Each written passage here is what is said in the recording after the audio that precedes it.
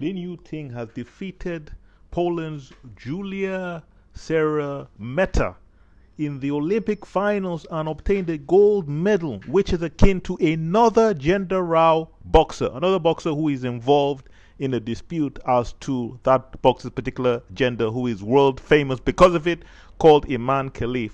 Lin Yu Ting is in the same category. Now, there are several medical professionals who have given interviews stating that what Lin Yu Ting and Imane Khelif have could be DSD, which is Imane Khelif. Is it likely that Imane would now know, having gone through puberty, that he is a man? Yes, so my understanding from the process that the IBA has been trickling out, I suppose, if you like, through a series of written statements and today a press conference, and from how that's been complemented by what the IOC are saying, is that the testing was done and that both athletes were told. And both athletes, because, you know, there are procedures and there are rights to appeal. And so both athletes were told that they weren't eligible for the female category. Yeah.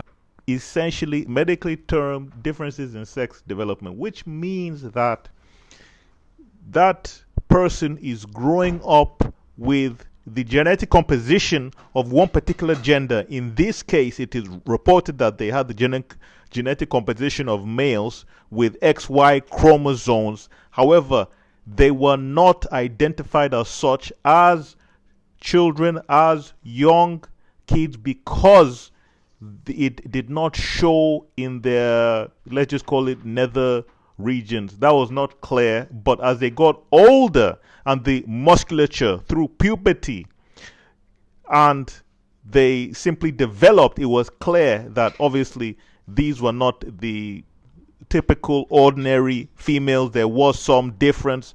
However, there are medical professionals, one in particular, who stated that they may have DSD, but they were, for all intents and purposes, males. So they were going down the male pathway, but there was some issue in which they did not have the reproductive organs of males, so were not identified as such until much later on in life. So it's a very complex issue. It's a complex issue with many saying that there is genetic advantages that have been provided to Lin Yu Ting and Imane Khelif, genetic advantages which give them a unfair and undue advantage over their female opponents, which allows them to win in a much easier way. And as a result of that, there was a firestorm. A lot of people upset about this, given the fact that in boxing, you can lose your life.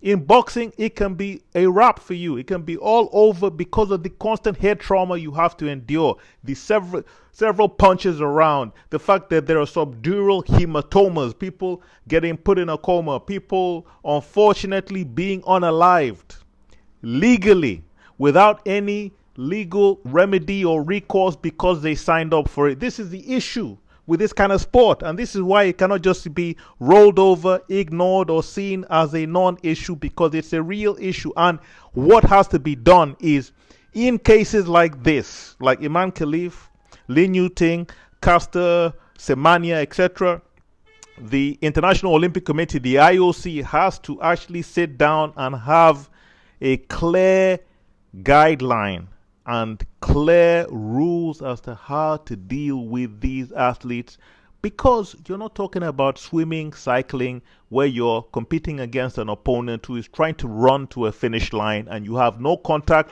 whatsoever.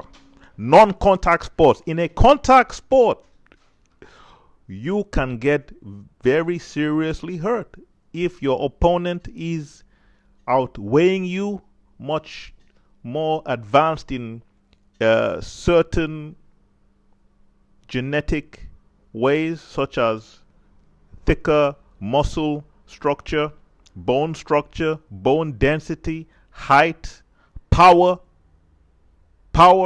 of a punch, etc. This is why these things need to be looked into. Make sure to like, comment, and subscribe.